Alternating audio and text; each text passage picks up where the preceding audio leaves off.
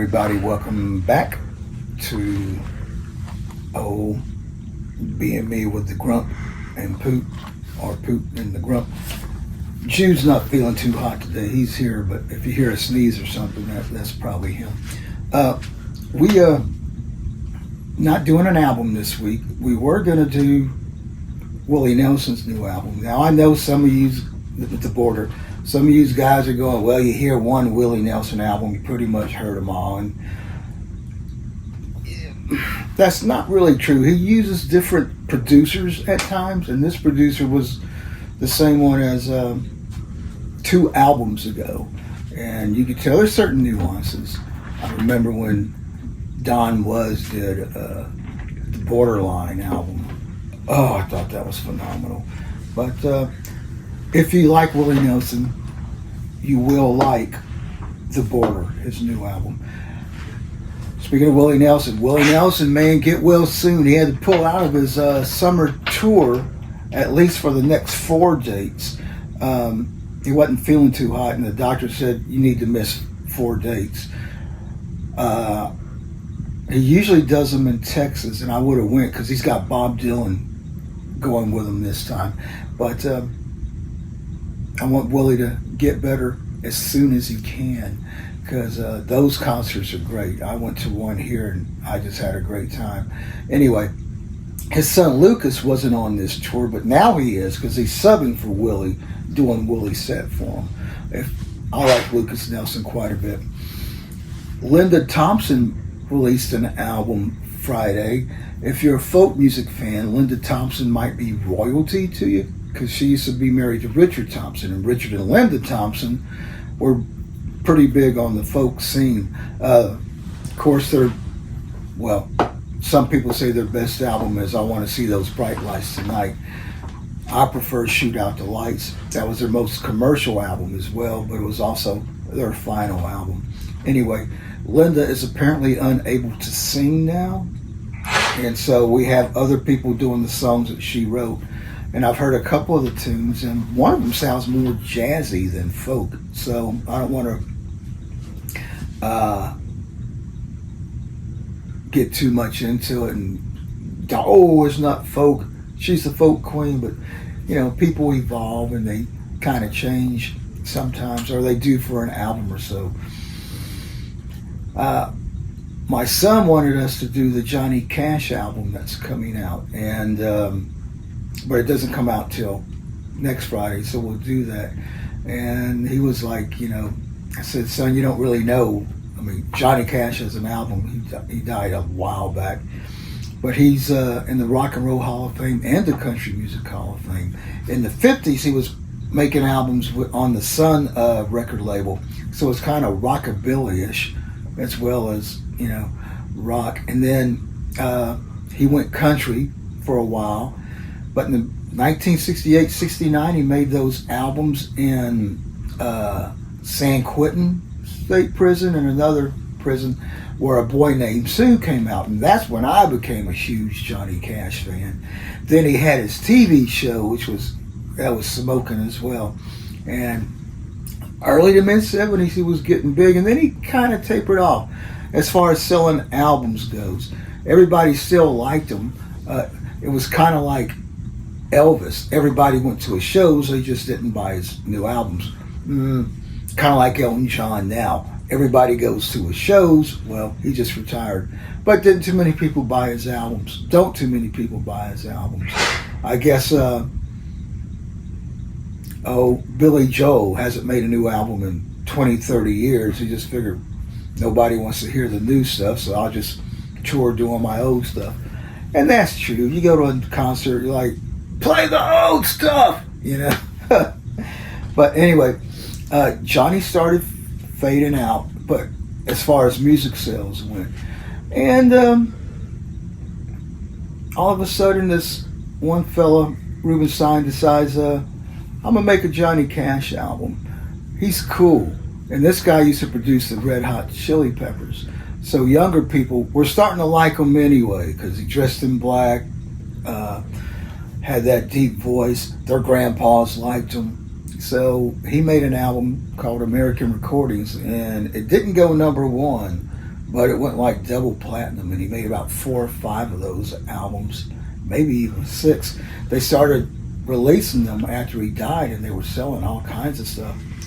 This new album is stuff that his son, Johnny R. Cash, found some recordings, and he stripped it down, and now he's putting music to some, he's putting more musicians on it and adding.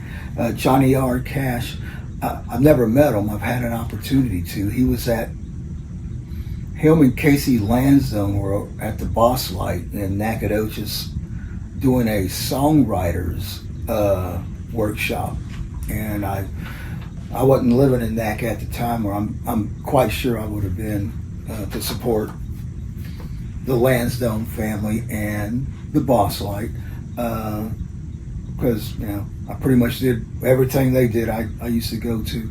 So we hope to do the Johnny Cash album when it releases on the 29th, I believe. Some people were asking me about, I had mentioned English teacher, and I said they'll probably be on my top 10 album of the year. And they were saying, well, what else are you listening to? What else are you listening to? You're listening to more stuff. Yeah, you gave us reviews of Beyonce's and Billie Eilish and Taylor Swift. I mean, what else are you listening to? Well, before I go there, I need to listen to something that's been out, because the Rolling Stone, when the Rolling Stone gives something a 5-star album, at least back when I used to read it in the 70s and 80s, like, I need to pay attention. Well, Ariana Grande, who I never would have listened to before I started doing these musical things, I'm gonna listen to that and see how far apart me and the Stone have gotten. I don't really know if they're still relevant anymore. Tim Bryant, drop a line and tell me if they're still relevant or not. But things that I have heard that I really like, the first thing was Bill Ryder Jones. That was the first thing I heard this year, and I really enjoyed it. Contour White had a great album.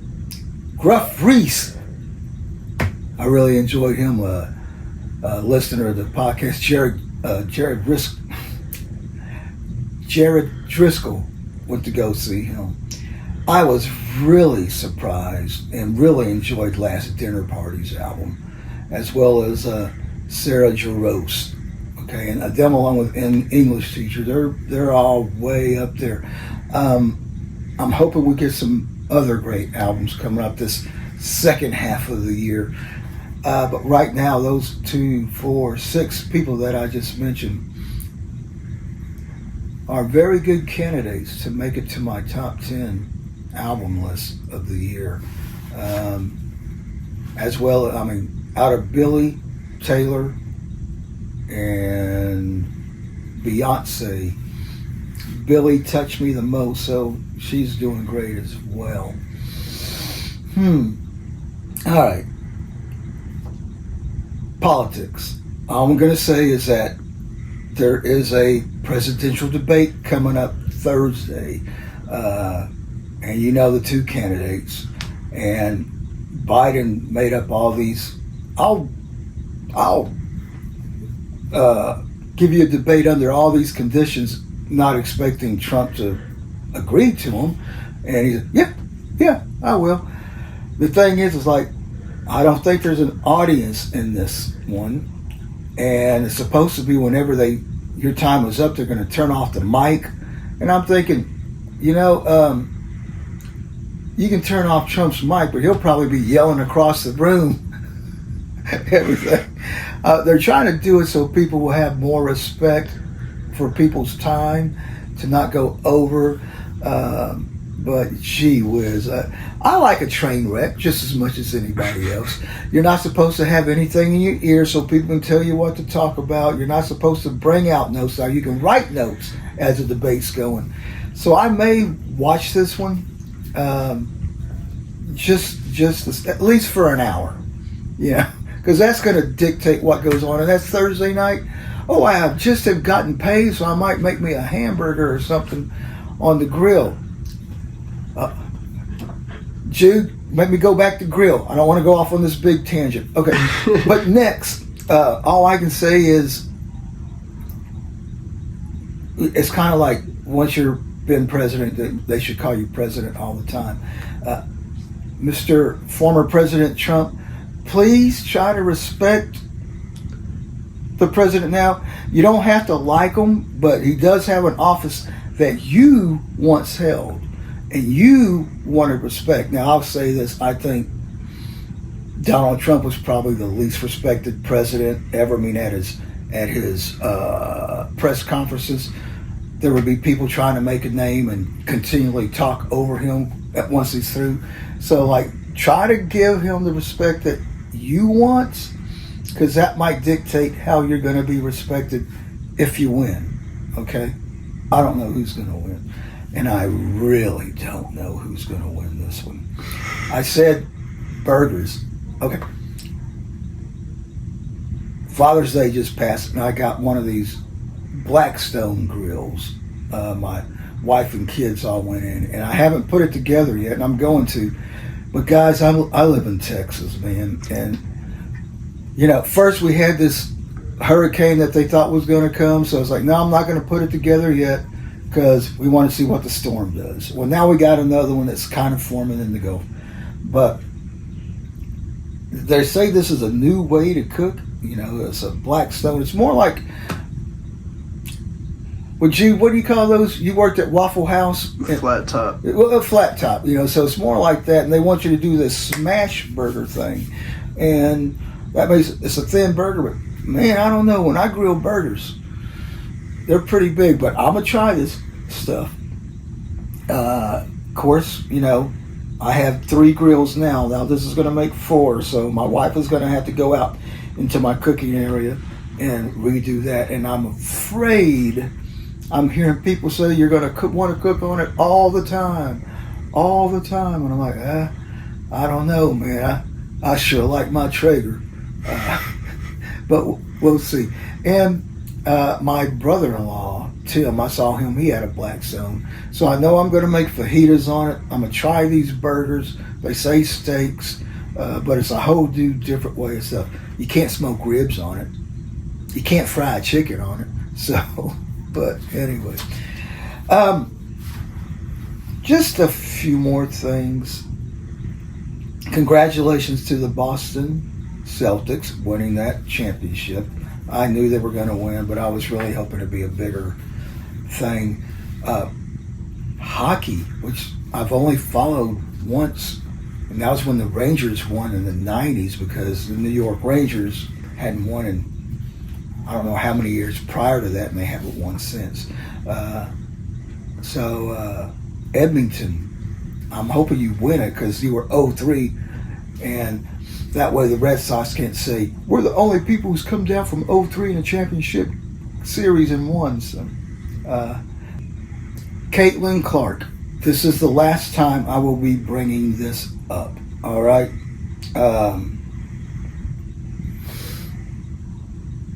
Last time I said the reason, you know, some folks don't like her is because of her race and her sexual preference. I was doing my Facebook, looking at it, and it's Cheryl Swoops. I'm from the Houston area, and she was big when we had the Comets here. And they say she's probably one of the greatest, if not the greatest, women's basketball player of all time. I don't know. I didn't follow the Comets because, you know, women's basketball is just, you know, and I don't watch much NBA till the championship series come anyway. But she's going on this, they said it was, the headline said, hateful rant, that Caitlin didn't really break the NCAA scoring record and just dogged her. And it's like, I'm not even going to bother reading this, man. If I want to get pissed off at something, I want to get pissed off at something I read that actually matters to me, you know. And I was speaking to my son about, you know, what's going on? Why is it such a big deal? And then I was talking to my wife yesterday. She goes, well, I don't really understand the problem. I was like, well, yeah. I was like, when Larry Bird came into the NBA, Caucasian player, it wasn't this bad. And there's just too much drama in all this Caitlin Clark stuff. And when Miss Swoops starts talking about it and getting on a hateful rant, you're just adding to the drama. And guys, I'm done. I'm over with it. I got enough drama in my life. And I've been called a patient man.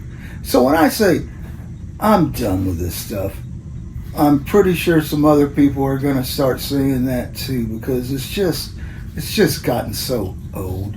In 3 years, will we still be talking about this? I don't know. I know I won't be, because, like I say, I'm done. And they fixing to play that Chicago Fire team where that Reese girl who doesn't like the Clark girl is about to come on. And if I hadn't seen this thing on Swoops, I probably would have tuned in for a little bit. I'm not now, because I'm done. And this is the last time you'll hear me talk about it. Unless, she gets killed or something. And God forbid, I'm not telling anybody to go kill her. So it's kind of like, the record's there. It's in black and white, which kind of brings me back to presidents. Like, your president, he's not my president. When Trump won, he's not my president. Like, you live in America? Yeah. He won the election. He's your president. You don't have to like him. So I got to do the same thing to people who's, Biden's not my president. You live in America? Yeah. Well, he won the election, so yeah. And some people say he didn't really win. Yeah. All I know is officially he did. And yeah, it was surpassed. I'll save conspiracy-minded things for another show when I no longer teach. Okay. I don't know if any other newsworthy things are going on. I need some more people to put out albums. Mark Knopfler put one out. He's in the Augusta Club. What's the Augusta Club? Okay.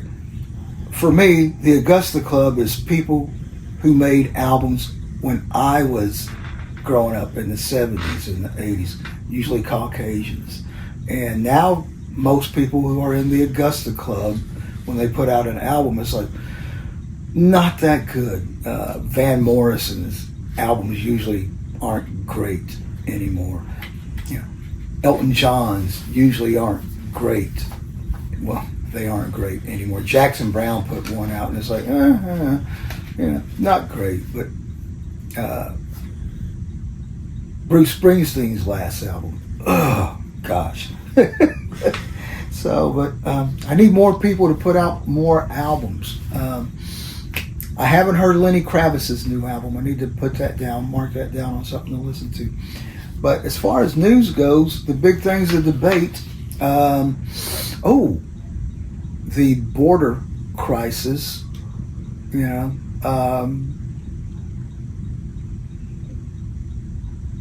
I think if you've been here 10 years and 11, then you've paid enough dues. But I think you should come over here legally. That said, my father owned the construction people, and the people that worked there didn't have Social Security cards. So, but if you were the best of workers, my father got you naturalized in this country. So, it's at least 3 that I know of offhand, and to this day, they're still close to our family. That was, Daddy died in '89, so what, 30 years ago? Yeah, over that. But yeah, so hopefully we'll get some music done.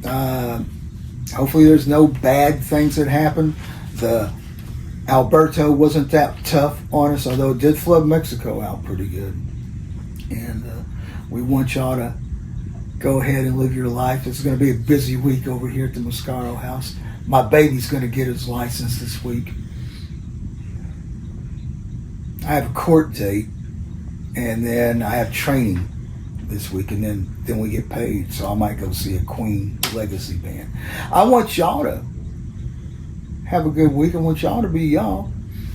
We gonna be us's over here, and like I said, hopefully we'll have some more music for y'all to watch. We will see y'all soon.